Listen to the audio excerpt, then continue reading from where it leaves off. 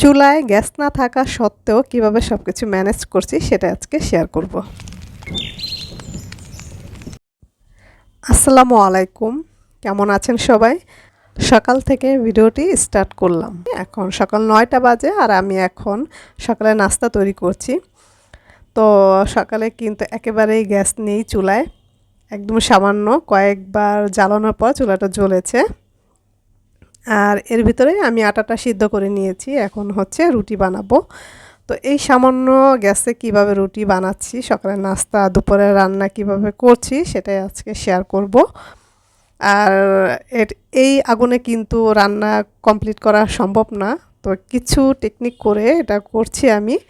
তো আশা করব ভিডিওটি আপনাদের উপকারে আসবে। যেহেতু কড়াইয়ে ভাজছি, এজন্য রুটির সাইজটা অবশ্যই একটু ছোট রাখতে হবে। তো এই সামান্য আগুনে কীভাবে রুটিটা ভাজছি একটু সিস্টেম করে নিয়েছি। সেটা হচ্ছে একদম আমরা যেভাবে রুটি ভাজি লোহার তাওয়া ব্যবহার করি, যেটা খুব মোটা থাকে। তো মোটা তাওয়াটা দিলে এটা কিন্তু গরম হতে কিন্তু আগুনটা বেশি লাগে, হাই হিটে কিন্তু রুটিটা ভাজতে হয়, তাওয়াটা গরম হতেও সময় লাগে। আর এই আগুনে কিন্তু তাওয়া গরম হওয়া সম্ভব না।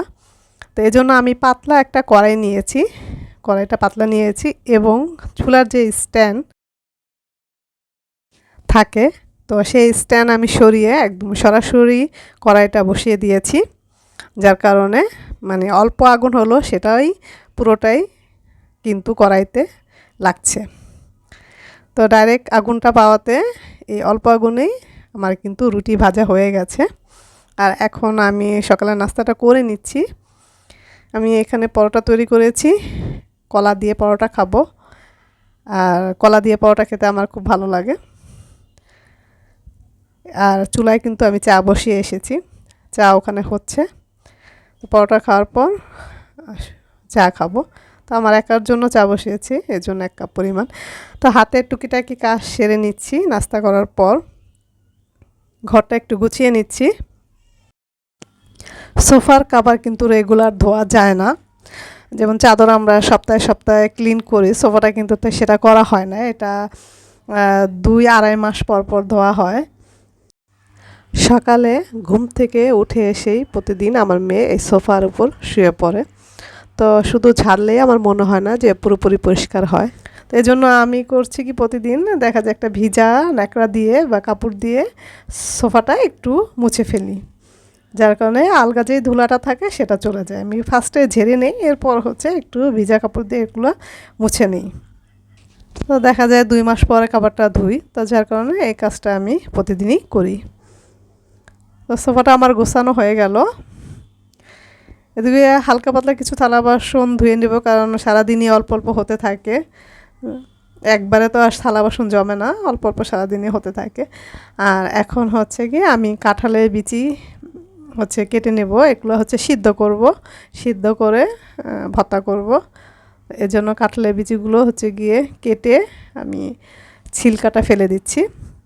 সব জিনিস কিন্তু ছুরি দিয়ে কাটা যায় না, কিছু কিছু জিনিস কিন্তু বটি দিয়ে কাটতে হয়। বটি দিয়ে কাটলে কিন্তু একটু দ্রুত কাটা যায়। তো এগুলো কাটা হয়ে গেছে। তো এটা হচ্ছে অল্প পানি দিয়ে ঢেকে চুলায় বসায় দিলে অল্প আগুনে এটা আস্তে আস্তে সেদ্ধ হয়ে যাবে।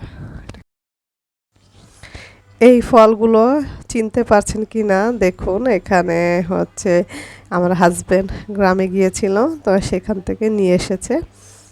আর এগুলো হচ্ছে চালতা, সবুজ সবুজ, আর এগুলো হচ্ছে গাব, এটাকে গাব বলে। আর ঢাকা শহরে কিন্তু এগুলো কিনতে পাওয়া যায়। আমি একটা কেটে দেখাচ্ছি গাবগুলো দেখতে কেমন হয় ভিতরে।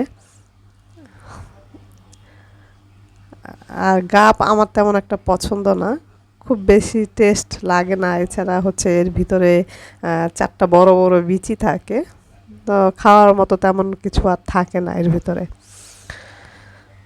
তো এটা দেশি ফল, আমাদের দেশের ফল,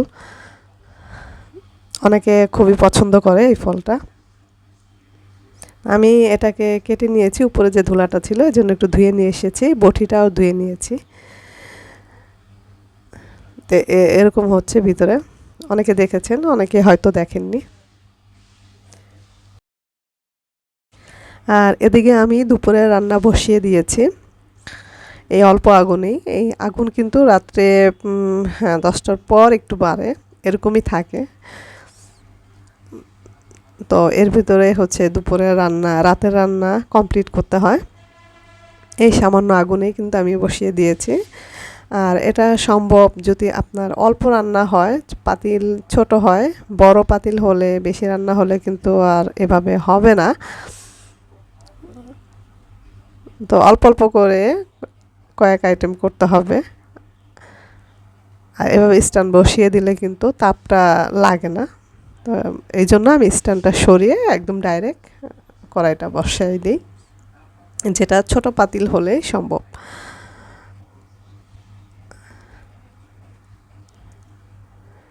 আর অবশ্যই কিন্তু সব কিছু ঢেকে রান্না করতে হবে। ঢেকে দিলে কি চারো সাইড থেকে তাপটা লাগে, তো এজন্য তাড়াতাড়ি সিদ্ধ হয়ে যায়। এর জন্য রুটিগুলো কিন্তু আমি ঢেকে ঢেকেই ভেজেছিলাম।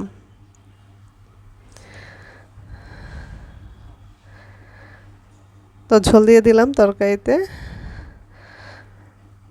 এটা আমি ডিম দিয়ে রান্না করব, ঢেকে দিচ্ছি। তো ফুটে আসা পর্যন্ত ওয়েট করছি। তরকারিটা ফুটে এসেছে, বলক চলে এসেছে। চিটাগংয়ে গ্যাসের কি যেন একটা প্রবলেম হয়েছে, যার কারণে এমন হচ্ছে। আশা করছি দ্রুতই এটা সমাধান হয়ে যাবে। তো আমি চুলা একদিন প্রেশার কুকারে ডাল সিদ্ধ দিয়েছি। তো সিটি শুনে আমাদের বাসার যে বাড়িওয়ালি উনি আর কি অবাক হয়ে গেছে, আমাকে বলছে যে কী ব্যাপার ভাবি, আপনি রান্না করছেন, আগুন পেলেন কোথায়? তো আমি আর কি বললাম যে এভাবে এভাবে। তো শুনে তো উনি অবাক। অনেকে ইলেকট্রিক চুলায় বা রাইস কুকারে রান্না সেরে নিচ্ছে। তো সবাই সবার মতো করে করছে। আমার এই ভিডিওটি কেমন লাগলো, ভালো লেগে থাকলে আমার চ্যানেলটিকে সাবস্ক্রাইব করবেন আর পাশে থাকা বেল বাটনটি ক্লিক করবেন। আল্লাহ হাফেজ।